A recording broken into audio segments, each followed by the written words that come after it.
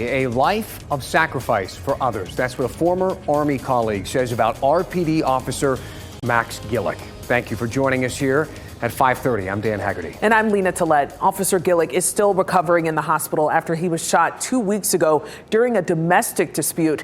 WRAL's Sean Gallagher spoke to the Army paratrooper, and Sean, his heroism has been on display now for years.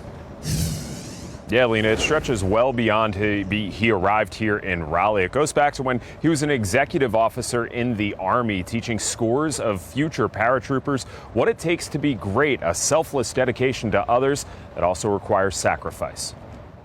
It was a day of reflection for the Raleigh Police Department, remembering the loss of one of their own. We're thankful to the family and friends of Officer Delma Adams. Adams was killed during a DUI stop in 1980. 4.5 decades later, but still fresh to those who knew him. It just seems like a blink in the way. It's an emotion that felt all too familiar 2 weeks ago for retired Detective Sergeant Mike Sansom when he heard the news that RPD officer Max Gillick was shot.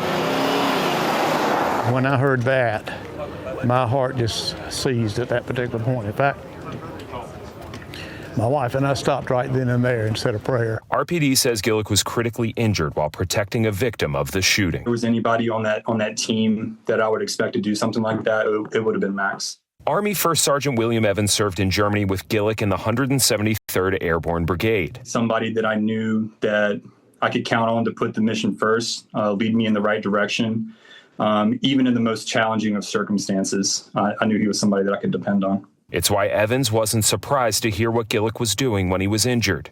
It really reminded me of the warrior ethos that we do live by in the Army. And as one part of it in specific, it was, I will never leave a fallen comrade.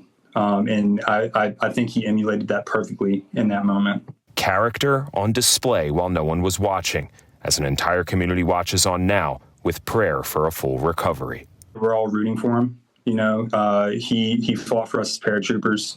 He's fighting for his community, and just hoping that everybody can show him the same loyalty and support that he was able to show us.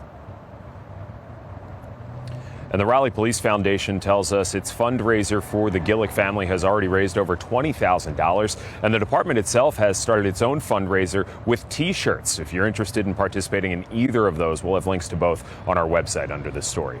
In Raleigh, Sean Gallagher, WRAL News.